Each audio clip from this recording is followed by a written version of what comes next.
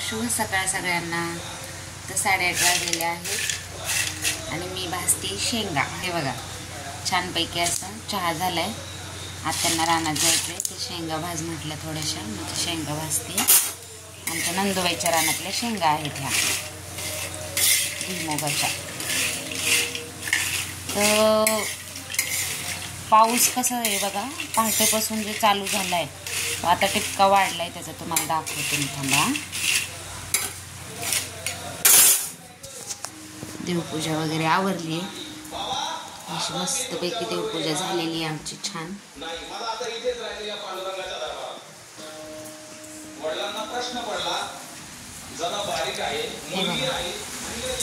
असा पाऊस चालू आहे ना, वरती जायचं दाखवते। आज त्यांना रानात जायचं, आमच्या पिशवी भरून ठेवली आत्याने।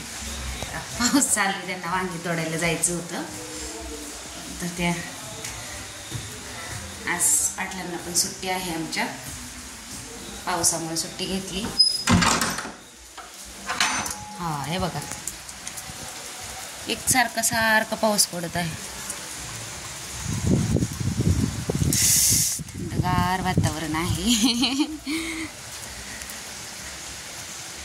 आता वाढलाय पाऊस,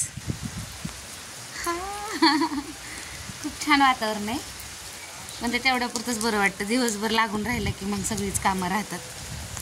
अजून कुठं उन्हाळा चालू झाला, उन्हाळा असताना पावसाळा चालू झालाय, काय ऋतूंचं बदलले काय कळतच नाही। तुमच्या इकडे आहे का पाऊस असं छान? हे का तुझी बसली चिमुताई।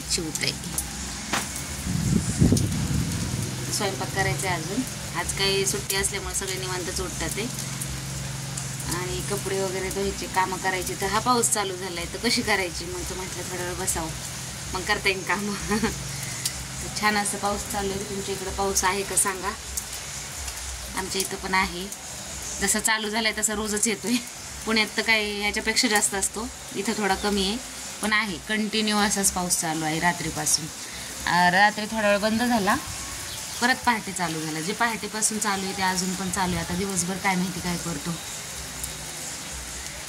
तर काल गेलो होतो गुरुतीर्थावर, तिथं खूप असा वर्धापन दिन होता, त्याच्यामुळं छान कार्यक्रम ठेवला होता, खूप छान, मन प्रसन्न झालं।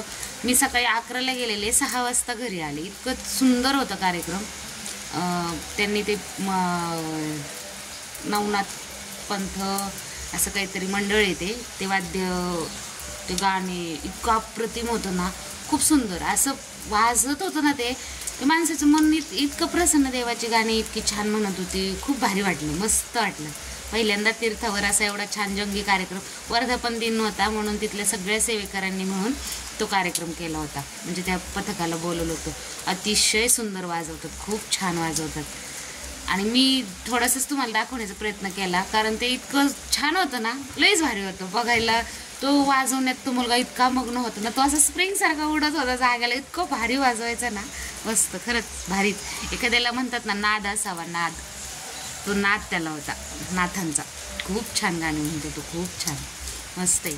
कधी आले उरुळी कांचनला तर गुरुतीर्थावर नक्की भेट द्या, खूप छान आहे। दत्त महाराजाची बालमूर्ती आहे, आणि खूप प्रसन्न वाटतं तिथे गेल्यावर, म्हणजे मी सांगू शकत नाही, एवढं छान वाटतं।